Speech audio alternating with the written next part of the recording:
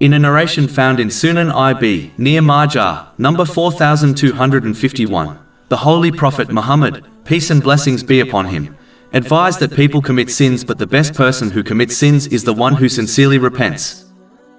As people are not angels, they are bound to commit sins. The thing that makes people special is when they sincerely repent from their sins.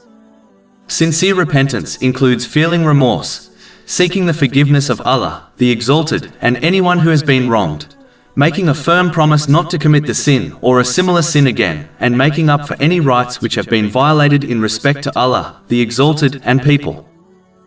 It is important to note, minor sins can be erased through righteous deeds. This has been advised in many narrations, such as the one found in Sahih Muslim, number 550.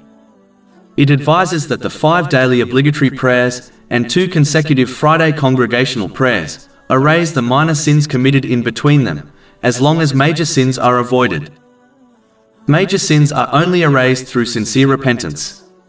Therefore, a Muslim should strive to avoid all sins, minor and major, by avoiding bad company and the places which sins occur more often.